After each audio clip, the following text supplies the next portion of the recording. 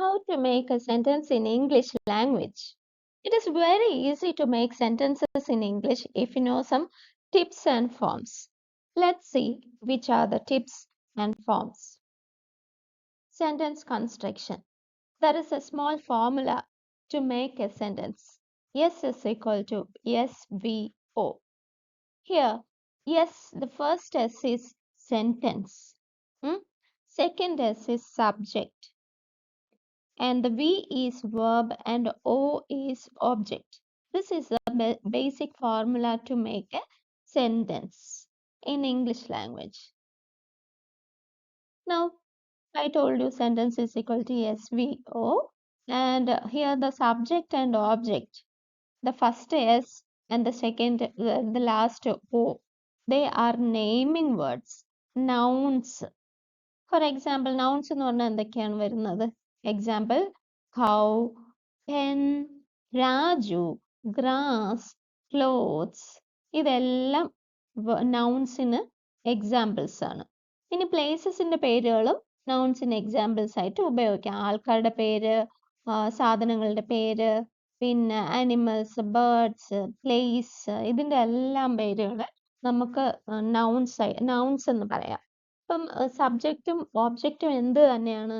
Nouns തന്നെയാണ്. അപ്പോൾ ഒരു സെന്റൻസിന്റെ ആദ്യവും അവസാനവും. ഇപ്പൊ ഞാൻ തന്ന ഒരു ബേസിക് പാറ്റേൺ, ഒരു easy way to construct English sentence ആണ്. ഈ ഈസി വേയിൽ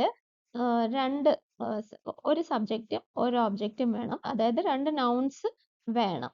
അപ്പൊ നൗൺസ് എന്താണെന്ന് നിങ്ങൾക്ക് മനസ്സിലായി, ഒരു സെന്റൻസിന്റെ ബേസിക് ഫോർമുല എന്താണെന്ന് മനസ്സിലായി. S is equal to SVO. ഇതിൽ എസ് എന്ന് പറയുന്നത്, ആദ്യത്തെ എസ് സെന്റൻസ്, രണ്ടാമത്തെ എസ് സബ്ജക്റ്റ്, വി എന്ന് പറയുന്ന വേർബ് ആണ്. വേർബ് എന്ന് പറഞ്ഞാൽ ആക്ഷൻ വേർഡ്സ്, നമ്മൾ ചെയ്യുന്ന പ്രവർത്തികളാണ്. അതിന് എക്സാമ്പിൾസ് എന്തൊക്കെയാണെന്ന് നോക്കാം. Wash, correct, clean, eat, sleep, read, write, etcetera. Okay, അപ്പം സബ്ജക്റ്റ് എന്താണെന്ന് നിങ്ങൾക്ക് മനസ്സിലായി, ഒബ്ജക്റ്റ് എന്താണെന്ന് മനസ്സിലായി. സബ്ജക്റ്റും ഒബ്ജക്റ്റും എന്ത് തന്നെയാണ്? നൗൺസ് തന്നെയാണ്. പിന്നെ എന്ത് ഡിഫറൻസ് ആണ് ഈ സബ്ജക്റ്റും ഒബ്ജക്റ്റും എന്ന് രണ്ടുപേരും കൊടുത്തേക്കുന്നത്? ഒരു സെന്റൻസിന്റെ ആദ്യം വരുന്ന നൗണിനെ അതിന്റെ സബ്ജക്റ്റ് എന്നും, അവസാനം വരുവാണെങ്കിൽ ആ സെന്റൻസിന്റെ അവസാനം വരുവാണെങ്കിൽ എൻഡിങ്ങിൽ വരുന്ന നൗൺസിനെ ഒബ്ജക്റ്റ് എന്നും പറയാം. അതാണ് ഈ സബ്ജക്റ്റും ഒബ്ജക്റ്റും തമ്മിലുള്ള വ്യത്യാസം. രണ്ടും എന്ത് തന്നെയാണ്? നൗൺസ് തന്നെയാണ്, പേരുകൾ തന്നെയാണ്. പക്ഷെ ഒരു സെന്റൻസിന്റെ ആദ്യം വരുന്ന നൗൺസിനെ എല്ലാം സബ്ജക്റ്റ് എന്ന് പറയാറുണ്ട്. എന്നാൽ ഒരു സെന്റൻസിന്റെ അവസാനം വരുവാണെങ്കിൽ നൗൺസിനെ നാം ഒബ്ജക്റ്റ് എന്നും പറയും. പിന്നെ ആക്ഷൻ വേർഡ്സിന് പ്രത്യേകിച്ച് വ്യത്യാസമൊന്നുമില്ല. എല്ലാ ആക്ഷൻ വേർഡ്സും വേർബ് തന്നെയാണ്. പിന്നെ ഇവിടെ നോക്കിക്കേ, നമ്മൾ തന്നിട്ടുള്ള വേർഡ്സ് എല്ലാം കൂടെ ഉപയോഗിച്ച് ഈ SVO പാറ്റേണിൽ ഒരു സെന്റൻസ് ഉണ്ടാക്കിയിരിക്കുന്നു. എങ്ങനെയാണ്? കൗ ഈറ്റ്സ് ഗ്രാസ്. ആദ്യം തന്നിരിക്കുന്നത് സബ്ജക്റ്റ്, കൗ എന്ന് പറയുന്നത് സബ്ജക്റ്റ്, ഈറ്റ്സ് എന്ന് പറയുന്ന ഒരു വേർബാണ്, ഗ്രാസ് എന്ന് പറഞ്ഞാലും ഒരു നൗൺ ആണ്. അത് അവസാനം, ഒരു സെന്റൻസിന്റെ അവസാനം വന്നിരിക്കുന്നതുകൊണ്ട് അതിനെ നമ്മൾ ഓബ്ജക്റ്റ് എന്ന് പറയും. അപ്പൊ നിങ്ങൾക്ക് മനസ്സിലായെന്ന് പ്രതീക്ഷിക്കുന്നു. ആദ്യം വരുന്ന നൗണിനെ, ഒരു സെന്റൻസിൽ ആദ്യം വരുന്ന നൗണിനെ സബ്ജക്റ്റ് എന്നും അവസാനം വരുന്ന നൗണിനെ ഓബ്ജക്റ്റ് എന്നും പറയും. നൗൺ എന്ന് പറഞ്ഞാൽ എന്താണ്? നെയിംസ്, പ്ലേസിന്റെയോ തിങ്സിന്റെയോ പേഴ്സന്റെയോ ഒക്കെ പേരുകളിനെയാണ് നമ്മൾ നൗൺസ് എന്ന് പറയുന്നത്. ഇനി വേറൊരു സെന്റൻസ് നമുക്ക് ഈ വേർഡ്സ് ഉപയോഗിച്ച്, ഈ സബ്ജക്റ്റും ഒബ്ജക്റ്റും പിന്നെ ഈ വേർബും ഉപയോഗിച്ച്, അല്ലെങ്കിൽ പിന്നെ ഇതിൽ തന്നിട്ടില്ലാത്ത വേറൊരു സബ്ജക്റ്റ് യൂസ് ചെയ്ത് നമുക്കൊരു സെന്റൻസ് ഉണ്ടാക്കാം. Shankar washes clothes. ശങ്കർ എന്ന് പറഞ്ഞ പേര് ഇവിടെ തന്നിട്ടില്ല, എന്നാലും മറ്റൊരു പേരെടുത്ത് ഞാൻ അവിടെ എസിന്റെ അവിടെ കൊടുത്തു, ശങ്കർ. അടുത്ത ഇതിൽ തന്നിരിക്കുന്ന ആക്ഷൻ വേർഡ്സിൽ നിന്ന് ഒരു വേർഡ് എടുത്തു, വാഷ്, വാഷസ് ക്ലോത്ത്സ്. അപ്പൊ ഈ തന്നിരിക്കുന്ന വേർഡ്സുകൾ തമ്മിൽ ഈ ആക്ഷൻ വേർഡ്സിന് ഒരു ചെറിയൊരു വ്യത്യാസം വരുത്തിയാണ് ഞാനിവിടെ ആഡ് ചെയ്തിരിക്കുന്നത്. അതായത് ഈ തന്നിരിക്കുന്ന വേർഡിൽ ഈറ്റ് എന്നും വാഷ് എന്നൊക്കെ ഉള്ളൂ, പക്ഷെ ഞാൻ ഇവിടെ എസും വിഎസും ഒക്കെ ആഡ് ചെയ്ത് ഒരു സെന്റൻസ് ഉണ്ടാക്കിയിരിക്കുന്നത്. അതെന്തുകൊണ്ടാണെന്ന് നമ്മൾ നോക്കാം. കുറച്ചും കൂടെ കഴിയുമ്പോൾ ഞാൻ അത് ഡിസ്കസ് ചെയ്യാം. പിന്നെ ഒരു സെന്റൻസ് നോക്കിക്കേ, രാജു ഇവിടെ തന്നിരിക്കുന്ന വേർഡാണ്. കറക്റ്റ്സ് ഇവിടെ തന്നിരിക്കുന്ന വേർബാണ്. എക്സാം പേപ്പേഴ്സ്, പേപ്പേഴ്സിന് ഞാൻ ഒരു കുറച്ചും കൂടെ സ്ട്രെസ് ചെയ്യാൻ വേണ്ടി എക്സാം പേപ്പേഴ്സ് എന്നും കൂടെ കൊടുത്തിട്ടുണ്ട്. അപ്പൊ രാജു കറക്റ്റ്സ് എക്സാം പേപ്പേഴ്സ്. ഇതിൽ രാജു ആണ് സബ്ജക്റ്റ്, കറക്റ്റ്സ് ആണ് വേർബ്, എക്സാം പേപ്പേഴ്സ് ആണ് ഓബ്ജക്റ്റ്. അപ്പൊ നിങ്ങൾക്ക് മനസ്സിലായെന്ന് പ്രതീക്ഷിക്കുന്നു എങ്ങനെയാണ് ഒരു സിമ്പിൾ ആയിട്ട് ഒരു സെന്റൻസ് ഉണ്ടാക്കുന്നതെന്ന്. ഈ എസ് പി എസും കാര്യം നമ്മൾ ഡിസ്കസ് ചെയ്യും കേട്ടോ. ഇനി രാജു ആൻഡ് ശങ്കർ, ഞാൻ രണ്ട് വേർഡ്സ് എടുത്ത് സബ്ജക്റ്റ് ആയിട്ട് വച്ചിരിക്കുകയാണ്. രണ്ട് നൗൺസ്, രാജുവിന്റെ ശങ്കറിനെ. Raju and Shankar play carroms. Play carroms. ഇവിടെ ഞാൻ പ്ലേസ് എന്ന് എഴുതിയില്ല, പ്ലേ എന്നേ എഴുതിയിട്ടുള്ളൂ. ഇത് ഓർത്ത് വച്ചേക്കാ, നമ്മൾ ഡിസ്കസ് ചെയ്യും. ഇനി സബ്ജക്റ്റും വേർബും തമ്മിൽ കുറച്ച് എഗ്രിമെന്റ്സ് വേണം, അതായത് അവർ തമ്മിൽ ഒരു മാച്ചിങ് വേണം. സിംഗുലർ സബ്ജക്റ്റിന്റെ കൂടെ എപ്പോഴും നമ്മൾ സിംഗുലർ വേർബേ ആഡ് ചെയ്യാവുള്ളൂ. എന്നാൽ പ്ലൂറൽ സബ്ജക്റ്റിന്റെ കൂടെ പ്ലൂറൽ വേർബും ആഡ് ചെയ്യാൻ ഓർക്കണം. പിന്നെ ഐ, യു, വി ഈ വേർഡ്സിന്റെ കൂടെ എപ്പോഴും നമ്മൾ പ്ലൂറൽ വേർബേ ആഡ് ചെയ്യൂ. പ്ലൂറൽ വേർബേ ആഡ് ചെയ്യൂ. ഒന്നും കൂടെ പറയാം, സിംഗുലർ സബ്ജക്റ്റ് ആണെങ്കിൽ, സബ്ജക്റ്റ് എന്ന് പറഞ്ഞാൽ നൗണ്, ആദ്യം വരുന്ന ഒരു സെന്റൻസിന്റെ ആദ്യം വരുന്ന നൗണ് സിംഗുലർ ആണെങ്കിൽ അതിന്റെ കൂടെ സിംഗുലർ വേർബ് ആഡ് ചെയ്യണം. പ്ലൂറൽ സബ്ജക്റ്റ് ആണെങ്കിൽ, അതായത് ഒന്നിൽ കൂടുതൽ ഉണ്ടെങ്കിൽ അതിന്റെ കൂടെ പ്ലൂറൽ വേർബ് ആഡ് ചെയ്യണം. പിന്നെ ഐ, യു, വി ഇതൊക്കെ വരുമ്പോ എന്തായാലും ഉറപ്പായിട്ടും പ്ലൂറൽ വേർബ് തന്നെ ആഡ് ചെയ്യണം. ഇതെപ്പോഴും ഓർത്തിരിക്കണം.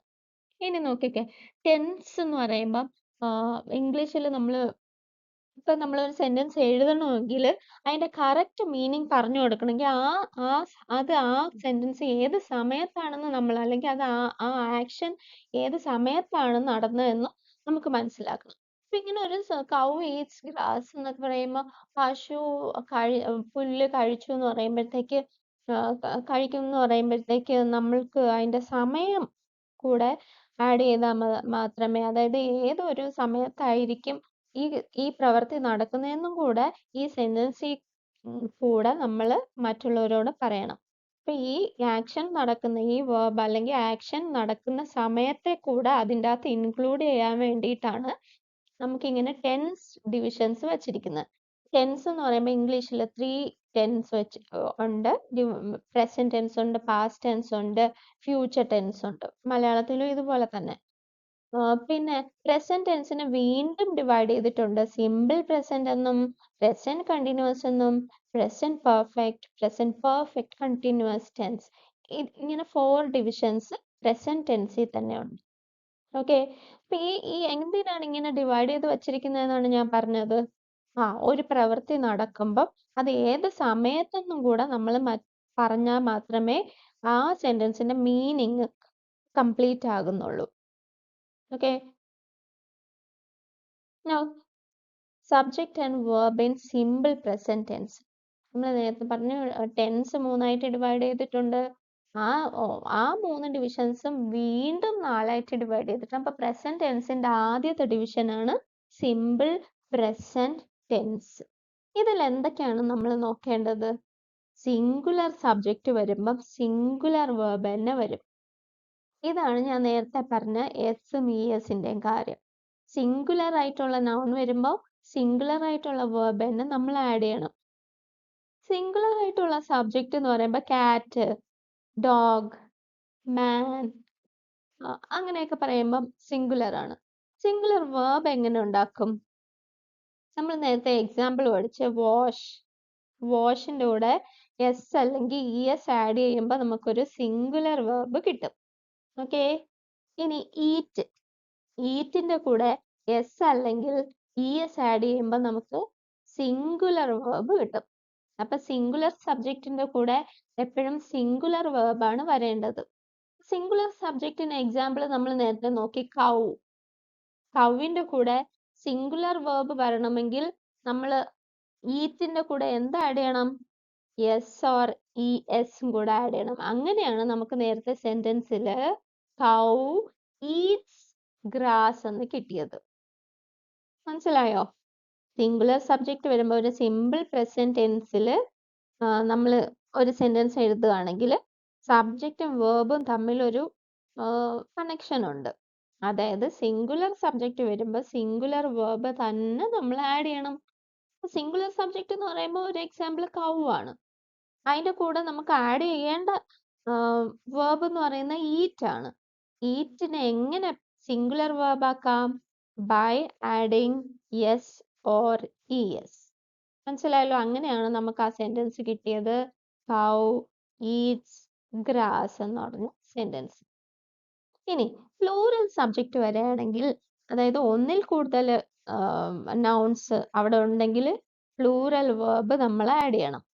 പ്ലൂറൽ വേർബ് എങ്ങനെയാണ് ഉണ്ടാക്കുന്നത്? സിമ്പിൾ പ്രസന്റ് ടെൻസിൽ പ്ലൂറൽ വേർബ് എങ്ങനെ ആഡ് ചെയ്യും ഉണ്ടാക്കും? അതായത് അതിന് എസും ഇഎസും വേണ്ട, bare form of the verb. Okay, അല്ലെങ്കിൽ root form of the verb. അതായത് ഈറ്റ് എന്ന് പറഞ്ഞാൽ ഈറ്റ് മാത്രം മതി, എസും വേണ്ട ഇഎസും വേണ്ട, എന്നാൽ അതൊരു പ്ലൂറൽ വേർബ് ആണ്. അപ്പൊ അതിനൊരു എക്സാമ്പിൾ ഞാൻ പറയാം. നമ്മൾ നേരത്തെ കൗ ആണ് എടുത്തത്. ഓക്കെ, അത് സിംഗുലർ സബ്ജക്റ്റ് ആണ്. അതിന്റെ കൂടെ സിംഗുലർ വേർബ് നമ്മൾ എന്തോ എടുത്തു? Eats. Cow eats grass. Okay, ഇനി കൗസ് ആണെങ്കിലോ? കൗസ് ആണെങ്കിൽ COWS ഈറ്റ് എന്ന് മാത്രം മതി, EAT എന്ന് മാത്രം മതി. Eat grass. Cows eat grass. Okay, IUV ഒക്കെ വരുമ്പോ പ്ലൂറൽ വേർബ് വരണം. പ്ലൂറൽ വേർബ് എന്ന് പറഞ്ഞാൽ എന്താണ്? ആ root form of the verb, അതായത് എസും ഇഎസും ഇല്ലാതെ ആ ബേസിക് ഫോം, ബേസ് ആണ്, ബെയർ ഫോം ഓഫ് വേർബിനെ നമ്മൾ പ്ലൂറൽ വേർബായിട്ട് ഉപയോഗിക്കും. ഓക്കെ, ഈ സെന്റൻസ് ഓക്കെ, ഒരു സിമ്പിൾ പ്രസന്റ് ടെൻസിലാണ് നമ്മളിപ്പോൾ സെന്റൻസ് ഉണ്ടാക്കാൻ പഠിച്ചുകൊണ്ടിരിക്കുന്നത്. ഞാൻ 3 വാക്കുകൾ തന്നിട്ടുണ്ട്. ഒരു സബ്ജക്റ്റ് തന്നിട്ടുണ്ട്, ഒരു വേർബ് തന്നിട്ടുണ്ട്, ഒരു ഓബ്ജക്റ്റും തന്നിട്ടുണ്ട്. Donna teach English. അതിന്റെ ആൻസർ ഞാൻ അവിടെ എഴുതിയിട്ടുണ്ട്. Donna teachers English. ഡോണ എന്ന് പറയുമ്പം ഒരു സിംഗുലർ സബ്ജക്റ്റ് ആണ്. സിംഗുലർ സബ്ജക്റ്റിൻ്റെ കൂടെ എപ്പോഴും സിംഗുലർ വേർബ് വേണം. സിംഗുലർ വേർബ് എങ്ങനെയാണ് ഉണ്ടാക്കുന്നത്? ബെയർ ഫോമിന്റെ കൂടെ എസ് അല്ലെങ്കിൽ ഇഎസ് ആഡ് ചെയ്യണം. ഇവിടെ ഞാൻ ഇഎസ് ആഡ് ചെയ്തില്ലേ, അപ്പൊ നമുക്ക് സിംഗുലർ വേർബ് കിട്ടിയില്ലേ? അങ്ങനെയാണ് നമ്മളൊരു സെന്റൻസ് ഉണ്ടാക്കിയത്. ഇനി വേറൊരു എക്സാമ്പിൾ നോക്കിക്കേ. Students learn English. Okay, students എന്ന് പറയുന്നത് സബ്ജക്റ്റ്, ലേൺ എന്ന് പറയുന്ന വേർബ്, പിന്നെ ഇംഗ്ലീഷ് എന്ന് പറഞ്ഞ ഓബ്ജക്റ്റ്. ഇത് മൂന്നും കൂടെ കൂട്ടിച്ചേർത്ത് ഒരു ഗ്രാമാറ്റിക്കലി കറക്റ്റ് ആയിട്ടുള്ള സിമ്പിൾ പ്രസന്റ് ടെൻസിൽ സെന്റൻസ് ഒന്ന് പറയാം. സ്റ്റുഡൻസ് എന്ന് പറയുമ്പോൾ പ്ലൂറൽ ആണ്. ഇപ്പൊ പ്ലൂറൽ വേർബ് വേണം. ഇവിടുത്തെ വേർബ് ഏതാണ്? ലേൺ ആണ്.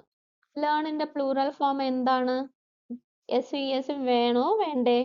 എസും ഇഎസും വേണ്ട, bare form of the verb അല്ലെങ്കിൽ root form of the verb. Root form of learn എന്താണ്? ലേൺ തന്നെ. അങ്ങനെയാണെങ്കിൽ നമ്മളെ സെന്റൻസ് എങ്ങനെ വരും? Students learn English. ഇതാണ് ആ വ്യത്യാസം. Dona teachers English.